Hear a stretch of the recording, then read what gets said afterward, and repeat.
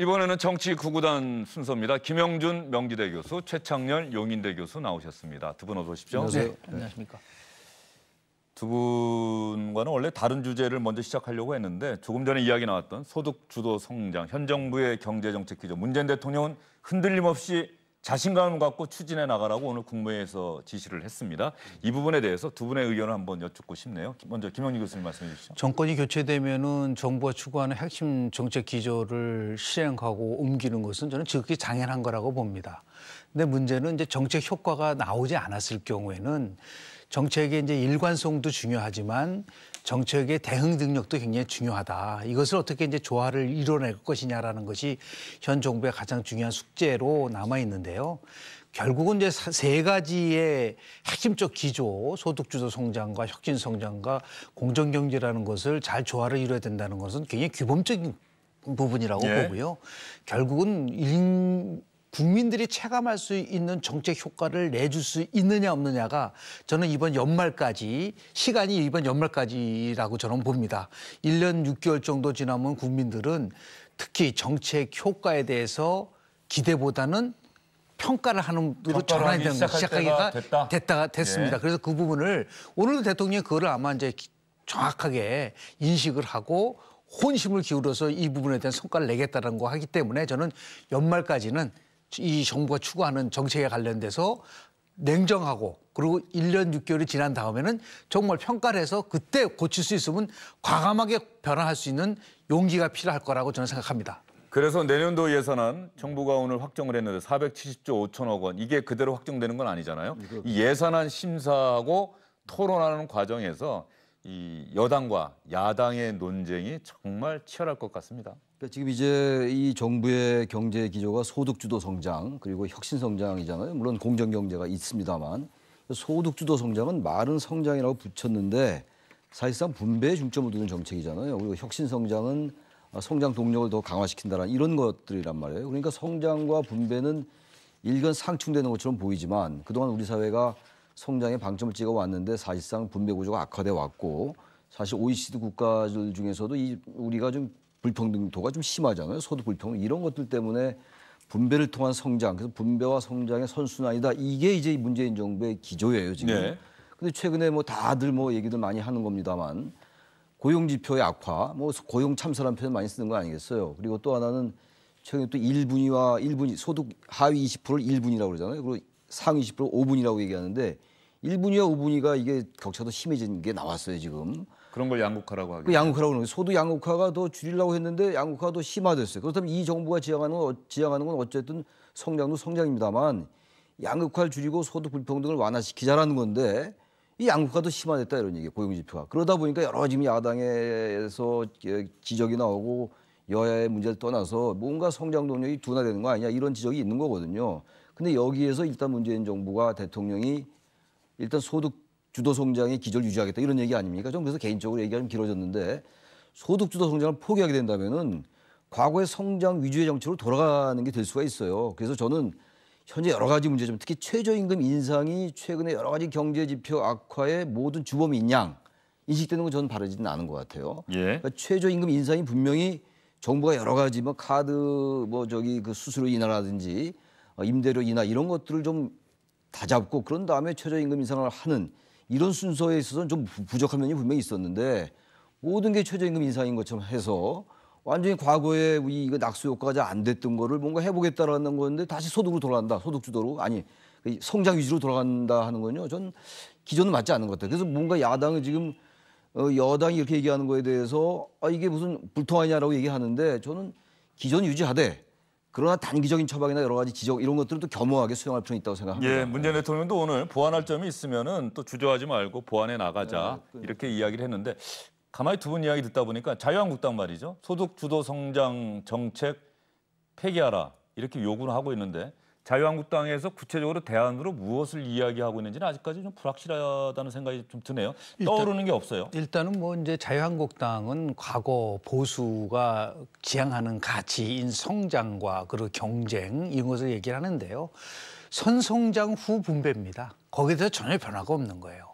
그러니까 현재 정부가 추구하는 거는 선분배 후 성장이라는 거로 경제 정책 기조를 패러다임을 바꾼 거거든요. 그래서 지금 대안을 제시하지 못한 상태에서 이제 비판만 가지고는 국민들을 설득하기가 굉장히 어려워요. 그래서 자유한국당이 정말 추구할 수 있는 새로운 정책 기조가 뭐냐. 결국은 보수 정부가 있을 때도 소득 양극화는 분명히 심화됐었다는 부분들이 사실로 등장을 하고 있기 때문에 이것을 어떻게 조화롭게 가져가느냐에 대한 대안 없는 비판만 하게 되면 이거는 공한 메아리로 흐를 수밖에 없는 것이다. 그러니까 지금 자유한국당이 물론 혁신 비대위를 만들었다고 하지만 정부에 대한 비판은 굉장히 강하지만 대안에 대한 부분들은 거의 없어요. 그러다 보니까 정부의 지지율이 떨어짐에도 불구하고 자유한국당의 지지율은 전혀 변하지 않는다. 이것은 결국은 국민들이 요구하는 것은 합리적인 대안을 통해서 정책 경쟁을 해야 되는데 비판만 가지고는 힘들다는 것을 보여주는 거라고 말씀드릴 수 있겠습니다. 그야말로 내실 있는 토론이 필요한 문제가 바로 경제 정책과 관련한 문제가 아닐까 싶습니다. 자유한국당을 비롯한 야당에서도 현 정부의 경제 정책에 대해서 비판하는 건 좋은데 비판만 하지 말고 대안도 제시해서 현 정부 여당과 건설적인 토론을 좀 했으면 좋겠다 이런 생각이 듭니다. 다음은 전두환 전 대통령 이야기를 여러분께 좀 해드리겠습니다. 전두환 전 대통령이 회고록에서 광주 민주화운동 당시 군부가 헬기를 동원해서 사격을 했다. 이런 주장을 고 조비오 신부가 했었는데 이것에 대해서 회고록을 통해 파렴치한 거짓말이다 이렇게 이야기를 했습니다. 주장을 했는데 이것에 대해서 고 조비오 신부에 대한 명예훼손이다. 이렇게 시민단체들이 고발을 해서 현재 재판이 열리고 있습니다. 사자 명예훼손과 관련한 재판이 진행되고 있는데 어제 전두환 전 대통령이 출석을 했어야 했는데 출석을 하지를 않았습니다. 그런데 그 저간의 사정에 대해서 이미 기사가 많이 나왔으니까 오늘 이 부분과 관련해서 전두환 전 대통령의 대변인 역할을 하고 있는 민정기 전 비서관과 주영진의 뉴스브리핑 팀이 직접 통화를 해봤습니다. 좀 길긴 합니다만 전두환 전 대통령의 최근 상황, 광주 민주화운동에 대한 인식, 앞으로 광주를 방문해서 전두환 씨가 사죄를 하는 모습을 과연 볼 수 있을지 이런 부분들에 대한 전두환 전 대통령 측의 입장이니까 시청자 여러분 한번 잘 들어봐 주시기 바랍니다. 알츠하이머는 그 재판 불참의 이유가 될 수 없다 이렇게 이야기를 했는데 이순자 여사의 그 발표문에서도 설명이 됐지만은 지금 재판을 받게 된 상황 자체에 대해서도 전혀 이해를 못하시고 그걸 설명을 드려도 그 순간에는 이해를 하시지만은 조금 지나면 그 사실 자체를 기억을 못하고 계세요. 그런 상황에서 재판 법정에 출석한다고 해서 무슨 얼마나 재판 진행에 도움이 될 수 있는 진술을 할 수 있을런지 그리고 그런 분을 법정에 앉혀놓고 어떻게 재판이 제대로 정상적으로 진행될 수 있을지 상당히 의심스러운 바가 있지 않습니까? 10월 1일에 다시 재판을 한다고 재판 기일을 일단 연기해놨다는데 지금도 약을 보정하고 계시지만은 그게 약을 보정한다고 해서 증세가 호전되거나 하는 완전한 치료도 물론 안 되고 내가 미리 뭐라고 말씀드리기는 어렵지만은 그때도 참석할 수가 없지 않을까 그렇게 생각을 합니다. 2013년에 알츠하이머 진단을 받으셨다고 이제 처음으로 공개를 하신 거예요. 그동안은 이 사실을 공개하시지 않은 특별한 이유가 있습니까? 특별한 게 아니라 무슨 또 특별히 발표할 이유도 없었는데 재판부에는 이미 관련 진료 기록 같은 거를 다 제출을 했습니다. 제출을 하고 2013년에 알츠하이머 진단을 받으셨는데 회고록은 네. 2017년에 완성이 돼서 발간이 됐습니다. 2000년부터 회고록 준비를 시작을 했습니다. 그때 본격적인 집필은 안 했지만은 구술하시고 녹취록 같은 것도 정리를 하고 하는 식으로 2000년부터 시작을 했기 때문에 2013년 알츠하이머 증세가 나타나기 시작한 2013년경에는 치매 증세가 초기 증세가 나타날 때는 이미 초과가 완성돼 있었던 거고 2013년 무렵부터는 나한테 작업을 완전히 이름하셨기 때문에 구체적으로 원고 완성하는 그 과정에서는 전혀 개입을 안 하셨습니다. 그 조비오 신부가 헬리콥터 사격이 있었다고 하는 조비오 신부의 주장이 허위라는 거는 전 전 대통령도 알고 계셨고 초고에도 그런 내용이 있는데 그 마지막에 그 표현이 파렴치한 거짓말쟁이라는 표현까지는 초고에는 없었는데 그거는 내가 마지막에 원고를 완성하는 그런 그 과정에서 내가 그렇게 쓴 거고요. 광주 민주화 운동으로 이미 그 이후 정부는 규정을 하고 기념식까지 열고 있습니다. 네. 이런 상황 변화에 대해서 네. 여전히 그 당시 폭동이다라고 하는 인식을 갖고 계신 거 아닙니까? 5.18에 5.18이 전개된 과정이라든가 이거는 전 대통령이 직접 현장에 있지 않았기 때문에 그거는 이제 관련 기록을 보고 쓰신 거지만은 그 5.18의 그 성격이라든가 하는 데 대해서는 그 평가 그런 거는 그 회고록에 있는 부분 외에는 더 할 얘기가 없습니다. 아직 진상이라는 게 100% 다 밝혀진 바도 없는 거고 또 그에 대한 역사적 평가라든가 하는 거는 시간을 두고 역사가 평가할 것이지 전 대통령이 그거를 한마디로 뭐 어떻다고 평가할 수는 없는 거죠. 나중에라도 광주를 방문해서 네. 어떤 사죄를 하고 또 네. 화합하는 이런 모습을 우리 국민들이 보기는 어려운 건가요? 어떻게 생각하십니까?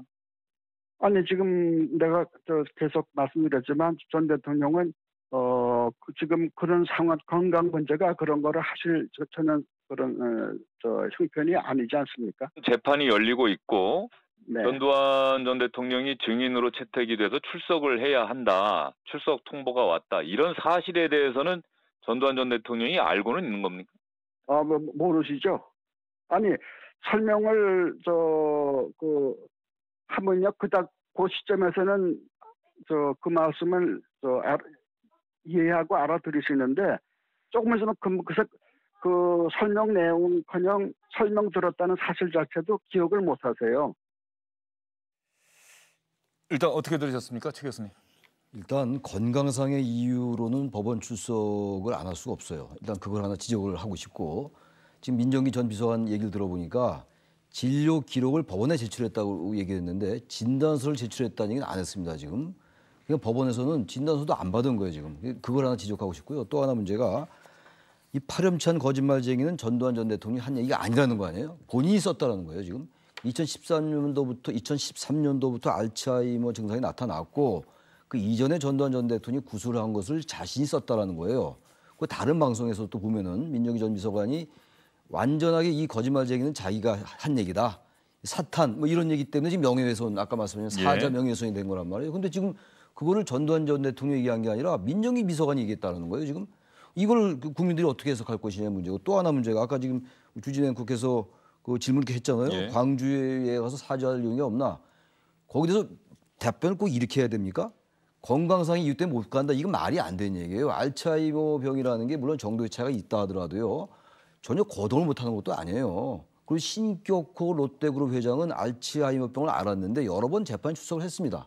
그리고 그런 판단은 법원이 하는 것이고 재판부가 하는 것이지 알아서 제출해놓고 우리는 안 간다. 이거는 완전히 지금도 국민을 우롱하는 거다라고 해석할 수밖에 없습니다. 저는. 예, 재판부가 그렇다고 한다면은 10월 1일 공판에도 나오지 않는다고 한다면은 강제 구인할 가능성도 있다고 보십니까? 어떻습니까? 아니면 그렇게 해야 한다고 생각하십니까? 일단은 오늘 그 민정기 비서관의 얘기를 들어보면 한마디로 황당하고 해괴하고 구차하다라고 평가를 하고 싶은데요.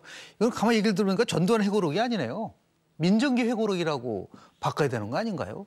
왜냐하면 2013년도에 초고가 끝났고 2017년에 나왔으면 그 4년.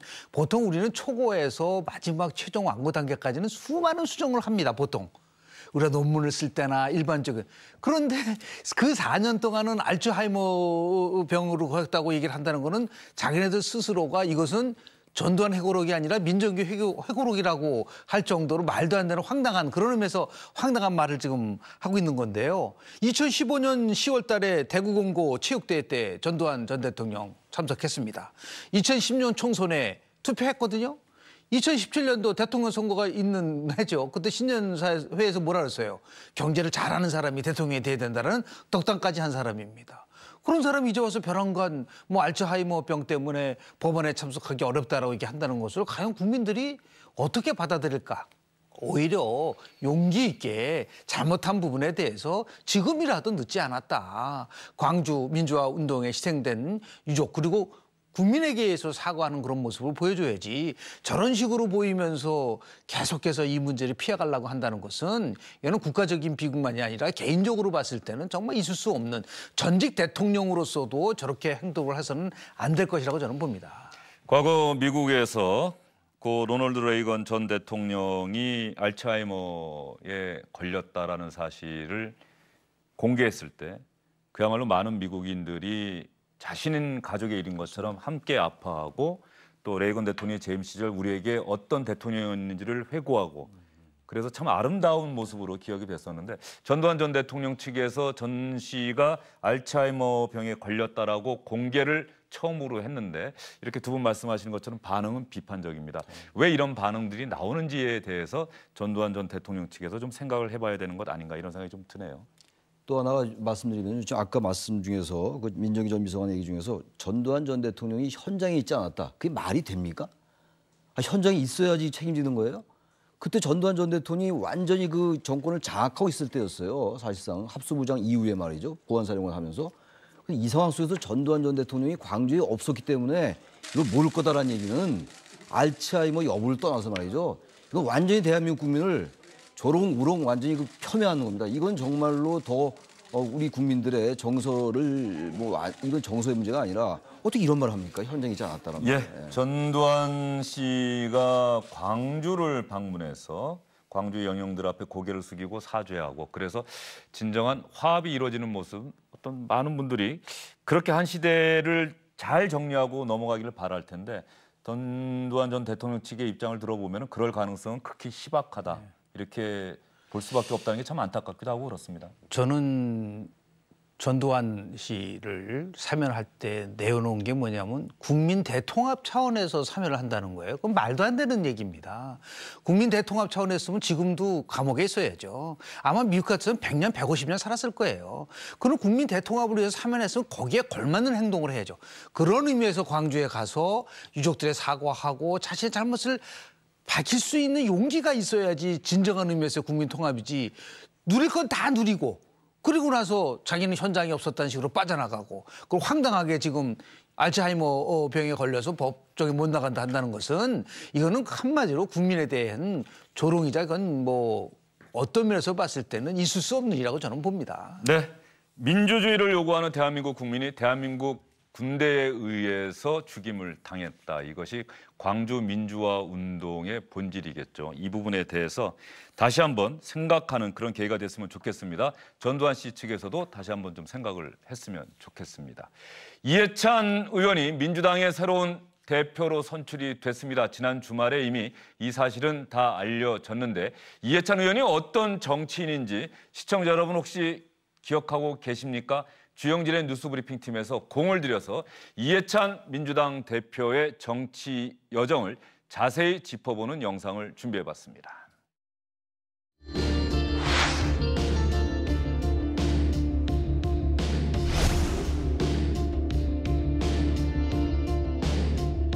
이제라도 전두환 증인은 민정당 의원이 참석한 이 회의에 반드시 나와서 당장 나와서 뻔뻔스럽고 가증스러운 증언이 남아 계속해야 된다고 생각합니다.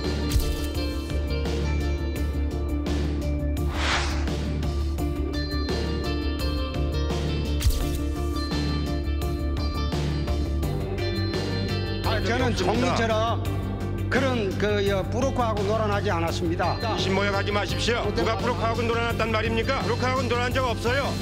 놀아났잖아요. 골프 언제 놀았어요? 홍 의원님은 선거법 위반해서 자격 박탈된 적이 있어도 난 5번 선거에서도 한 번도 선거법을 위반한 적 없어요.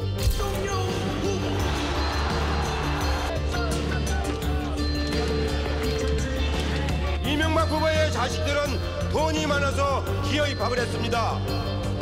이해찬의 자식은 돈이 없어서 시험을 보고 대학에 갔습니다.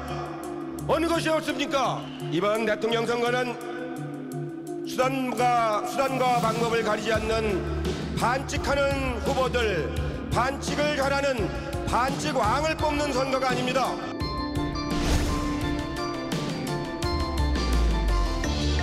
이렇게 공천에서 배제를 함으로써 친노 세력을 척결하는 그런 상징적인 의미로 이제 보신 것 같은데,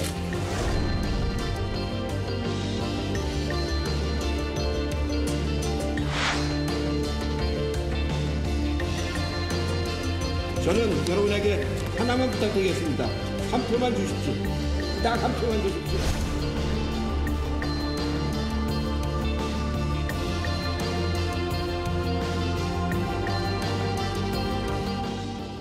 제 교수님은 이해찬 대표의 정치 여정을 잘 알고 계셨습니까? 1988년도 13대 총선 때 입문했잖아요. 제가 그때 통일민주당 전문위원을 했었어요. 예. 그 제가 또 광주 청문회 파견 나가서 전문위원으로서 여러 자료를 같이 하고 그랬는데, 이해찬 의원하면 생각나는 게 50 청문회, 광주 청문회. 특히 이제 광주 청문회, 50 청문회 같은 경우 이해찬, 이인재, 노무현 기억이 납니다. 특히 이제 50 청문회 때 노무현 의원이 이제 명패 집어던진, 지금 전두환 증인 얘기가 아까 나왔죠. 예. 우리가 방금 뭐 전두환 전 대통령 얘기했습니다만 기억이 너무 생생해요. 50 청문회 때와 광주 청문회 때 이해찬 의원의 그 모습인데, 특히 이제 2007년도 대통합민주신당 경선 때, 대선 후보 경선 때 이해찬, 손학규, 정동영 이렇게 나왔었잖아요. 예. 그래서 그때 탈락을 했었습니다. 뭐 그런 기억이 납니다, 일단. 예. 이해찬 의원이 민주당 대표가 됐다. 뭐 신문에서는 상당히 상세하게 여당 내 세력이 분화됐다. 뭐 친문이다, 친노다, 신문이다, 비문이다, 반문이다, 뭐 여러 가지 얘기들을 하고 있는데, 우리 김현희 교수님은 결과를 어떻게 평가하십니까? 저는 이제 한국 정당의 역사를 보면은 집권당이 엄밀하게 따지면 좀 자주성이 없잖아요. 근데 이번 이해찬 대표가 굉장한 정치 실험을 저는 할 가능성이 굉장히 크다고 봅니다. 그러니까 당정청이 과거에는 보면 청와대 중심의 정치였었던 거를 이제는 그게 아니라 당과 청와대와 정부가 혼연일체가 돼서 원팀을 만들자. 그래서 바로 당정청 회의를 지금 복원시키고 있지 않습니까? 이게 그렇게 돼야 되는 이유는 뭐냐면, 모든 것이 청와대 중심으로 가면은 시간이 흐르면 흐를수록 권력은 힘을 잃게 될 수밖에 없는 부분들, 이런 것을 정확하게 알고 있기 때문에 이해찬 총리 하면 이제 정책 경륜이 뭐 7선위원회 일할 정도로 이것을 어떻게 잘 조화를 만들어 가느냐. 오히려 당청보다는 저는 당정이 굉장히, 당과 정부가 합심을 해서 문제를 풀어갈 수 있는 새로운 패러다임을 만들 수 있는 개연성은 충분하다. 그것을 어떻게 이제 과연 그 소프트 랜딩을 하느냐라는 게 핵심일 거라고 좀 보고요. 두 번째는 여당이 존재감을 부각시킬 수 있다. 그 말씀에는 많은 분들이 고개를 끄덕이실 것 같은데, 그러다 보면 혹시 여당과 청와대 사이에 긴장이 조성될 가능성도 있다고 보지 않으십니까? 저는 100% 전략적 긴장 관계가 있어야지만이 된다고 봅니다. 왜냐하면 그것이 과거에 특히 박근혜 정부 때 한번 보십시오. 새누리당 같은 경우는 뭐 청와대의 여의도 출장소로 전락했었다는 얘기를 많이 하지 않았었습니까? 그거를 만약에 이번에도 계속해서 가져간다면 이게 뭐가 정치 개혁이 된 것이냐에 대한 의문을 제기하기 때문에 전략적이라도 긴장관계를 가져야 된다. 그래서 당의 목소리를 내서 당이 야당과 협치를 하는 데 있어서의 굉장히 핵심적 역할을 저는 해줬으면 좋을 것 같아요. 청와대가 협치의 중심이 되질 않고 여당이 협치의 중심이 돼서 같이 함께 국회에서 풀어갈 때 저는 새로운 정치 질서가 만들어질 수 있지 않을까라는 조그만 희망을 저는 갖고 있습니다. 집권 여당의 새로운 대표가 된 이해찬 대표, 협치 강조했습니다. 민주당의 역할 강조했는데, 특히 협치와 관련해서는 어느 정도의 노력을 국민들에게 보여줄 수 있을지, 그래서 야당이 호응해 올 수 있을지, 이 부분을 앞으로 많은 분들이 주시할 것 같습니다. 두 분 간에 여기서 인사드릴게요. 수고 많으셨습니다.